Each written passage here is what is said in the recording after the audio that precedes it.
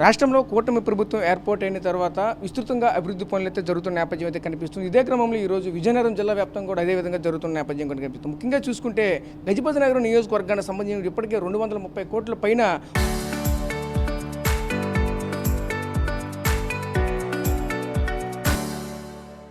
వర్కులు కూడా జరిగాయంటూ చెప్పుకోవాల్సిన నేపథ్యం కూడా కనిపించింది. ఇదే క్రమంలో మనతో పాటు మాట్లాడడానికి రాష్ట్ర మంత్రి కొండపల్లి శ్రీనివాసరావు గారు మనతో పాటు ఆయనతో మాట్లాడి మరి వివరాలు తెలుసుకునే ప్రయత్నం చేసేద్దాం. సార్ చెప్పండి సార్, ఎలా చూడాలి ఏంటి కూటమి ప్రభుత్వం ఏర్పాటు అయిన తర్వాత ముఖ్యంగా మీ యొక్క నియోజకవర్గం గజపతి నగరం నియోజకవర్గానికి సంబంధించి ఎటువంటి ఏ పనులు వచ్చాయి, ఏంటి సార్, ఏం జరుగుతుంది గ్రౌండ్ లెవెల్లో? అంటే ముఖ్యంగా నిన్నగాక మొన్న వైకాపా నాయకులు అటు బొత్స సత్యనారాయణ గారు కానీ లేదా ఆయన తమ్ముడు బొత్స అప్పలరాజశేఖర్ కానీ అలాగే ఇప్పుడు జడ్పీ చైర్మన్ వ్యవహరిస్తున్నటువంటి మధ్య శ్రీనివాస్ గారు కానీ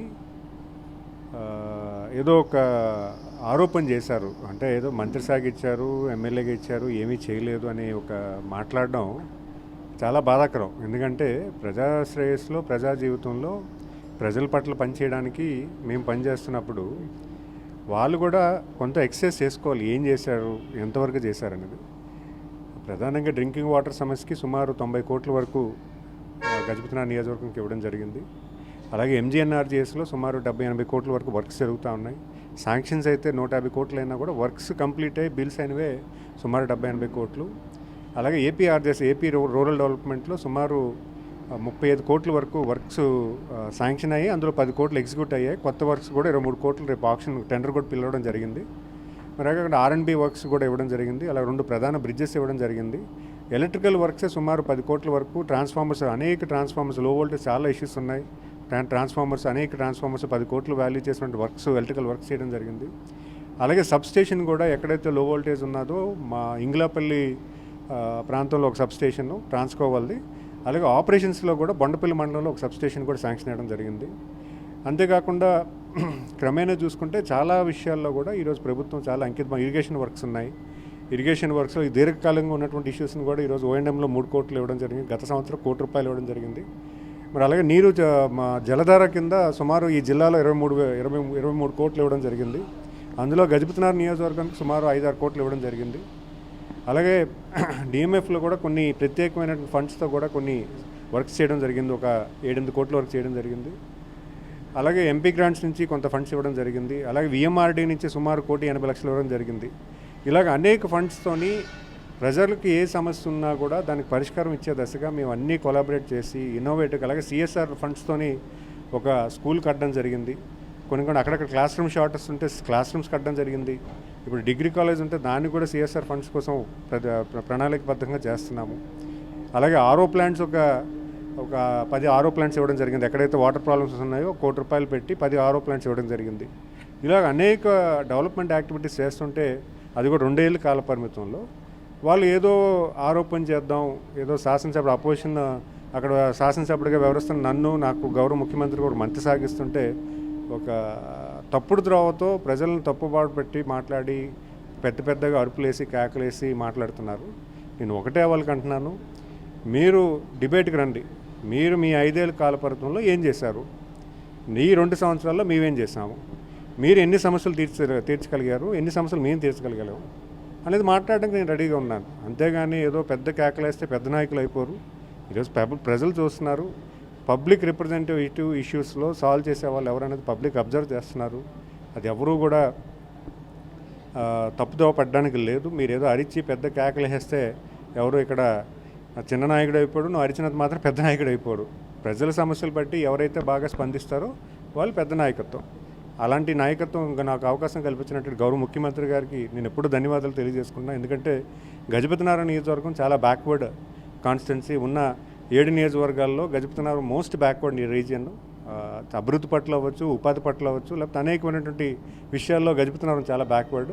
సో అన్ని ఇండెక్సెస్లో అటు ఎడ్యుకేషన్లోని, హెల్త్లోని, హాస్పిటల్ కూడా ఈరోజు వాళ్ళ హాస్పిటల్ గత తెలుగుదేశం ప్రభుత్వంలో శాంక్షన్ అయితే కనీసం ఆ 5 ఏళ్ళ కాలంలో వాళ్ళు కంప్లీట్ చేయలేకపోయారు. ఈరోజు 18 మాసాల్లోనే దాన్ని కంప్లీట్ చేసి పూర్తి స్థాయిలో ఆపరేషన్స్ కూడా ఇవ్వడం జరిగింది. అన్నా క్యాంటీన్ పెట్టడం జరిగింది. ఎప్పుడైనా వాళ్ళు గజపతి నగరం నియోజకవర్గం అన్నా క్యాంటీన్ చూసారా? ఈరోజు నిజంగా చెప్పాలంటే ఆ క్యాంటీన్ ఓపెన్ అయితే చాలా బాగా అందరూ కూడా చాలా ఆస్వాదిస్తున్నారు. 5 రూపాయలకే భోజనం అంటే చాలా హ్యాపీగా ఉన్నారు. మరి ఏవి కూడా ప్రజలన్నీ కూడా గమనిస్తున్నారు. మరి వాళ్ళు ఏదో పెద్ద పెద్ద మాటలు అంటే ఏదో చిన్న సమస్యను కూడా నిన్న జరిగినటువంటి సాక్షి మీడియా వాళ్ళు కూడా చిన్న సమస్యను కూడా రాష్ట్ర ఇష్యూ కింద ప్రకటిస్తున్నారు. నిన్న స్టేట్ వైడ్ ఒక 2 hours ఎలక్ట్రికల్ ఇష్యూ ఉంది. స్టేట్ వైడ్ మొన్న ఒక 2 hours ప్రతి చోట కూడా ఎలక్ట్రికల్ ఇష్యూ ఉంది. అయితే హాస్పిటల్లో ఉన్నటువంటి ఎడిషనల్ వార్డ్ ఏదైతే ఓపెన్ చేస్తారో అది కూడా 2 days ముందు ఓపెన్ చేయడం జరిగింది.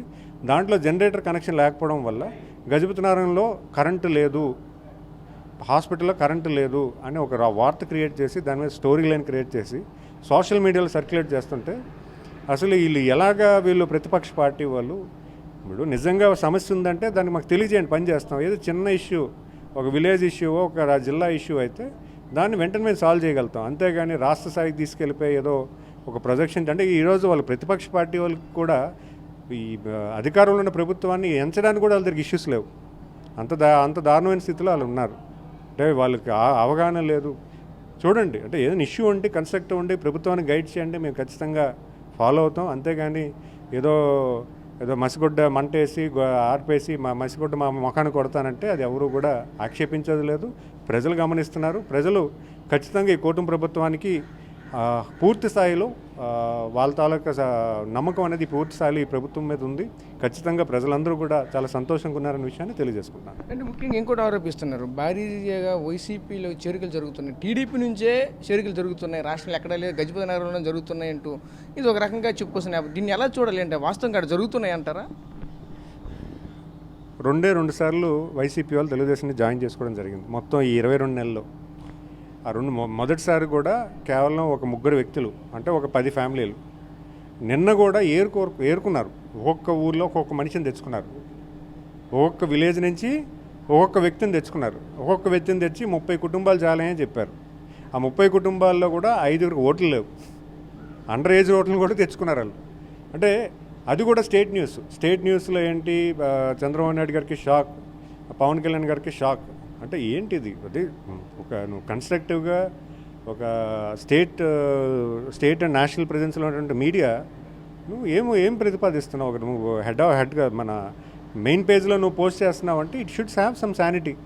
ఇప్పుడు నిజంగా ఒక నియోజకవర్గం లీడరో, మండల స్థాయి లీడరో, నియోజకవర్గం లీడరో, జిల్లా స్థాయి లీడరో, స్టేట్ లీడర్ జాయిన్ అవుతే అలాంటి పేజ్లో పెట్టాలి. ఇలా విలేజ్కి ఒకరిని, అది కూడా కుర్రోళ్ళని, రాజకీయం తెలియనటువంటి వ్యక్తులను తీసుకొచ్చి ఎవరినో పెట్టి కండువ వేసి ఫోటో పెట్టి నువ్వు స్టేట్ న్యూస్ చేద్దామంటే it is purely the sanity of the news paper it's going down. వాళ్ళ దగ్గర ఏం లేదు అసలు. వాస్తవానికి చెప్పాలంటే వాళ్ళ దగ్గర ఏం లేదు. నిజాన్ని చెప్పాలంటే తెలుగుదేశం ఈ ప్రభుత్వం అధికారంలోకి వచ్చిన తర్వాత సుమారు 20 జాయినింగ్స్ జరిగాయి. కొన్ని గ్రామాల్లో సర్పంచులు వచ్చారు. ఈరోజు తెలుగుదేశం ప్రభుత్వంలో అంటే వాళ్ళ ప్రభుత్వంలో, వైకాపా ప్రభుత్వంలో తెలుగుదేశం వాళ్ళు ఒక 12 మంది సర్పంచులు అవుతే ఈరోజు మా దగ్గర 37 సర్పంచులు ఉన్నారు. వీళ్ళందరూ ఎలా జాయిన్ అయ్యారు? ఎలక్షన్ ముందు కొంత జాయిన్ అవుతే ఎలక్షన్ తర్వాత కూడా జాయిన్ అయ్యారు. వీళ్ళందరూ కూడా ఈ నాయకత్వం మీద, గౌరవ ముఖ్యమంత్రి గారి మీద నమ్మకంతోనే వచ్చారు వీళ్ళందరూ కూడా. మరి అది మనం చెప్పుకోవట్లేదు. వాళ్ళకి ఒక చిన్న కుర్రాడు, ఒక ఊళ్ళో ఒక కుర్రాడిని జాయిన్ చేసుకుంటే స్టేట్ న్యూస్ కింద వేసుకుంటున్నారు. అంటే అలాంటి చిన్న విషయాలు కూడా అంత పెద్దగా స్టోరీలు రాసుకొని ఏదో అధికార పార్టీలు ఎవరో జారిపోతున్నారని తప్పుద్రోవ పెట్టడం అనేది కరెక్ట్ కాదు. అంటే నియోజకవర్గం ఎంత అభివృద్ధి కార్యక్రమాలు జరుగుతూ ఉంటే ఎందుకు ఈ ఆరోపణలు చేస్తున్నారు అంటారు? కేవలంగా ఒక టార్గెట్ చేసి ఎందుకు మరి ఎంతగా చేస్తున్నారంట? అంటే ఏదో మా మంత్రి గారి కాన్స్టిట్యున్సీకి వచ్చాము, ఏదో ఆరోపణ చేయాలి, అక్కడ అందరూ కూడా చెప్పబడిపోయారు. వైకాపా నాయకులందరూ చెప్పబడిపోయారు. ఆ మంత్రి బాగా పని చేస్తున్నాడు, ప్రజల దృష్టిలో పెట్టుకుంటున్నాడు, మా గ్రామాలు అభివృద్ధి చేస్తున్నాడు, నమ్మకం వాళ్ళకి ఉంది. వాళ్ళు ఊర్లోకి వెళ్ళి ఓటు వేయాలన్నా, అడగాలన్నా కూడా వాళ్ళ దగ్గర చెప్పుకోవడానికి ఏం లేదు. వాళ్ళు ఇచ్చిన 5 ఏళ్ళ కాలపనంలో ఒక బోర్డు కూడా వేసుకోలేని పరిస్థితి వాళ్ళ దగ్గర ఉంది. ఈరోజు అబ్బాయి పని చేస్తున్నాడు అనే విషయం వాళ్ళకి తెలుసు. అందుకే వీళ్ళు ఎక్కడ చెప్పబడిపోతే వాళ్ళ పార్టీ చెప్పబడిపోద్దని ఈరోజు దాన్ని నిలబెట్టి చేసుకుంటున్నారు. అంతకన్నా ఏం లేదు. Thank you. సో చూసాం కదా, ముఖ్యంగా ఒకటే చెప్పుకోవాల్సిన నేపథ్యం కనిపించింది. ఏదైతే ఈరోజు నియోజకవర్గ స్థాయిలో చూసుకుంటే భారీగా ఈరోజు అభివృద్ధి కార్యక్రమాలు జరుగుతున్నాయి. ఇప్పటికే కోట్ల రూపాయలు అయితే ప్రతి ఒక్క కార్యక్రమానికి కూడా వెచ్చించామని కూడా చెప్పుకొస్తున్నారు. ఇప్పటికే దానికి సంబంధించిన పనులన్నీ కూడా విస్తృతంగానే జరుగుతున్నాయంటే చెప్పుకోవాల్సిన నేపథ్యం కూడా కనిపిస్తుంది. అదేవిధంగా చిన్న ఇష్యూలు కూడా స్టేట్ వైడ్గా పెద్ద భూతద్దంలో పెట్టి చూస్తున్నారంటూ కూడా మరొకైతే తీవ్రంగా విమర్శలు అయితే గుప్పిస్తున్న నేపథ్యం కూడా కనిపిస్తూ ఉన్నది. అదేవిధంగా ఈరోజు వైఎస్ఆర్సీపీ నాయకులు చేసినటువంటి ఏదైతే వ్యాఖ్యలను తీవ్రంగా ఖండిస్తున్న పరిస్థితి కనిపిస్తున్నాయి. కరెంటు ఇష్యూ కావచ్చు, అలాగే జాయినింగ్లో అయినటువంటి విషయం కంటే అన్నింటినీ కూడా తీవ్రంగా ఖండిస్తున్న నేపథ్యం కూడా కనిపిస్తూ ఉంది. Camera person Naidu Rajesh, RTV, Vizianagaram నుంచి.